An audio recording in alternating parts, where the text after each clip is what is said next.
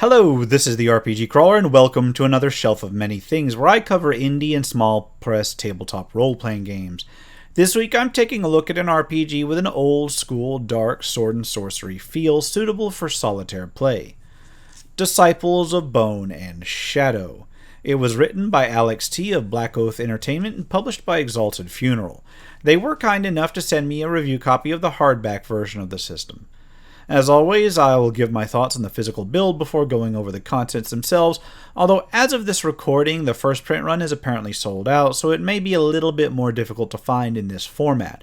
Disciples of Bone and Shadow is, however, also available as a PDF on both DriveThruRPG and Exalted Funeral's site, and there's supposedly going to be another print run, this time in softcover. And that is somewhat of a shame because, no joke, this is one of the more beautiful little RPG books that I've seen in quite some time. It is a classic black hardcover with a full-color book jacket in a style you'd usually associate with fiction. The binding is of solid quality stitching, and the interior pages are black and white with a light gloss, sturdy enough of design that it seems that it'd withstand heavy use. It is quality build work, and the illustrations, although stylized, certainly fit the game's setting. The cover illustration is something I might expect to see on a similar sword and sorcery novella.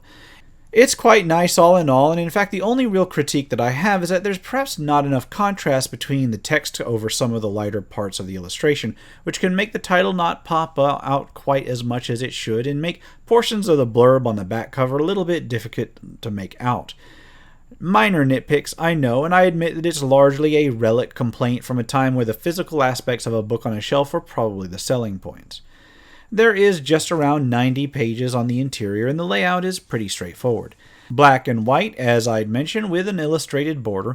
Most pages are done in a pretty standard two-column style, interspersed with primitive tables where appropriate, and the very occasional inline black and white illustration.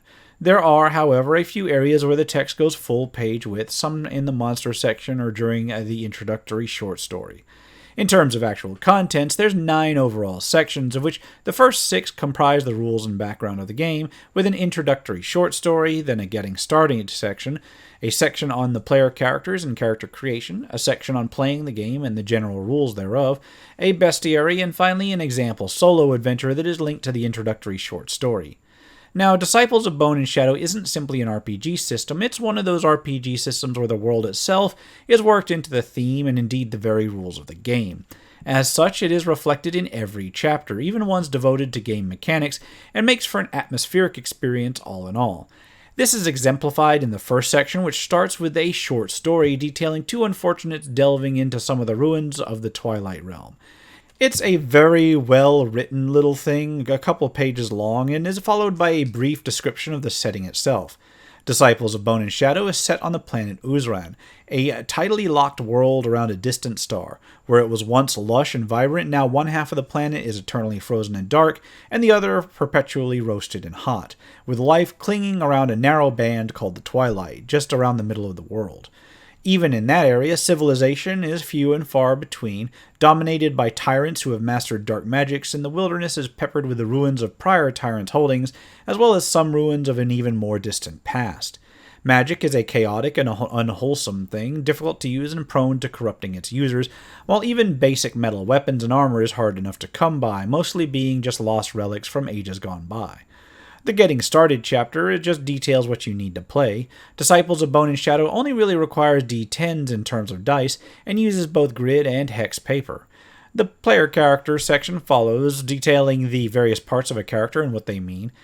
Character creation rules are scattered amongst this section. This is one of those unfortunate examples of the creation rules not being set apart in their own section, but just, here and there where they pop up. They're easy enough to find at each subsection, however, and the issue is that it's a little bit exacerbated by the fact that there's an example of creating characters, and the second character in that example just doesn't seem to match up with the character creation rules, at least as I'm reading them, unless I'm misreading something. Putting that aside, however, and reading the rules as written instead, it does seem easy enough to make characters. You are expected to create 2 of them if you're playing solo, although the system can be used for more players for larger parties, or a solo player that can run up to 4 characters. Characters have health, which is your standard hit points, attack that determines your chances to hit, defense that governs how hard your character is to hit, then 5 basic resistances allowing for resistance to various damage types or saving throws like you'd see in other systems. There's also carrying capacity, which works with a simplified encumbrance system, as well as corruption, which shows how much corruption your character can accrue from using spells and suffering effects before they turn into a raving mass of chaos. There are no classes. Instead, players may assign enhancement points, either at character creation or during gameplay, during advancement, to whatever you wish to build your characters up to. There are, however, several archetypes, not all of which may be accessible at creation. To take an archetype, one simply pays the various components of said archetype. Doing so may grant unique abilities for that archetype. Characters may acquire skills by paying the cost in enhancement point. Each skill adds a minor bonus or ability, operating much like feats might in other games. Spells are extremely limited, with only a few available, and a character may only take one at creation if they invest in one of the starting archetypes, and you only get whichever one that particular archetype actually gives you. You may acquire them during play, however, by uncovering them on scrolls and ruins. Every spell may be used once per day, and each use requires a test to prevent the character from becoming a little bit more corrupted.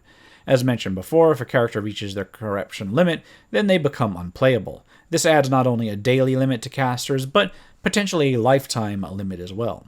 Next is equipment, and there's only a small scattering of adventuring equipment and weaponry in the game.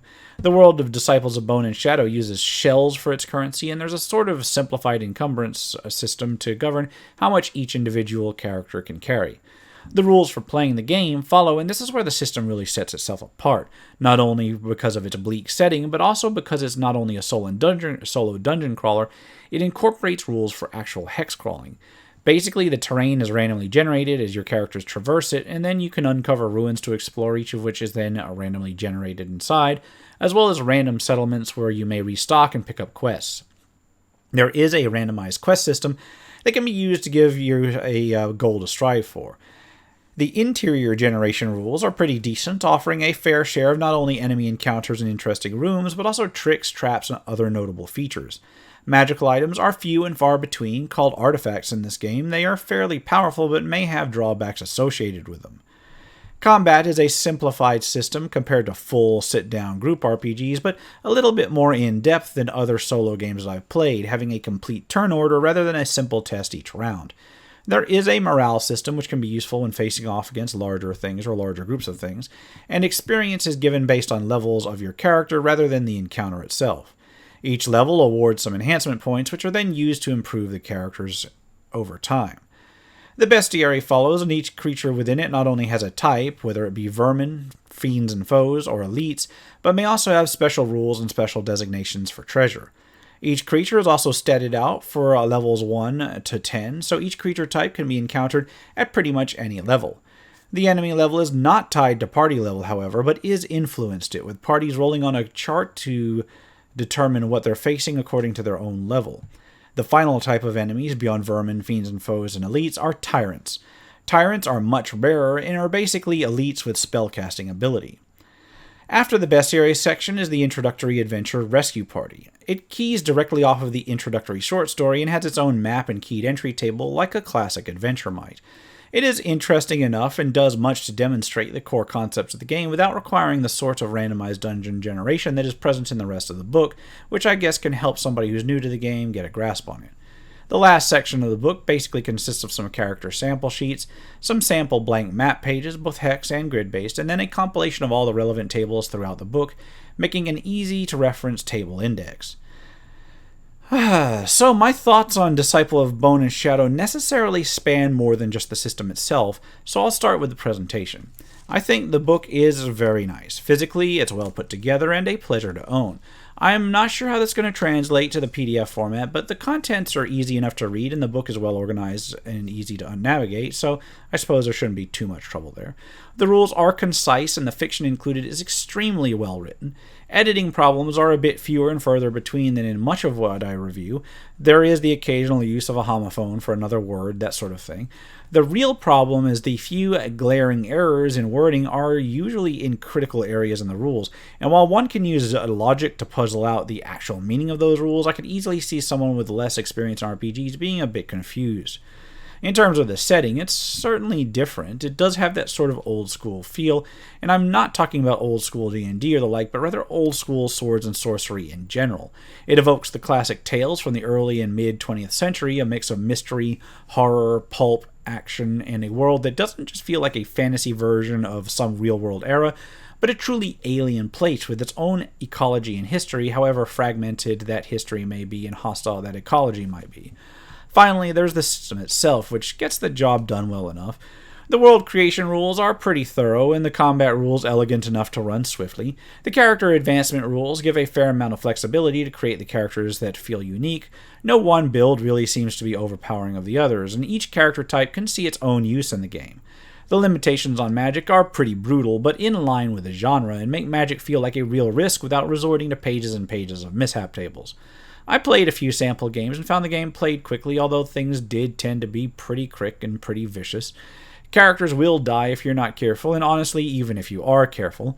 Again, though, that is in line with the genre that the system is seeking to mimic. My only critique would be to give it an editing pass before the next printing, and this is something I almost always say, except this time I'd say focus on the clarity of the rules themselves and the examples given, because the actual organization and wording otherwise in this book is pretty spot on. My only suggestion for overall improvement simply stems from the fact that I actually want a bit more of this, more archetypes, more events, and so forth. This game, and indeed the world that it's set on, seem ripe for expansion, and I actually wouldn't mind seeing the world itself done up in a guidebook for other role-playing games. Disciples of Bone and Shadow has duly impressed me, but with the caveat that it may not appeal to fans of more heroic styles of games because of both the difficulty and the setting. I do recommend it, although I must once again touch upon the fact that this hardback version seems to be in limited supply, so it looks like PDFs and later softcover printings may be your best bet if you're looking to pick it up at a later date. At any rate, I think I'll leave it off at that. This has been the RPG Crawler with my shelf of many things, Disciples of Bone and Shadow. As always, I'll put links to where you can pick it up in the description below. If you like what you've seen, remember to leave a like, comment if you got any feedback, and subscribe for more RPG content. And I suppose hit that notification bell, because clearly we need to add more steps before you can actually see the content that you want. Anyway, until next time, take care and goodbye.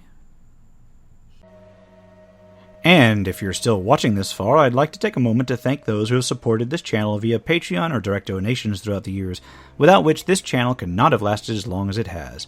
For those who are feeling particularly generous, you can still support my work through Patreon and now through Subscribestar as well, through the links in the description below.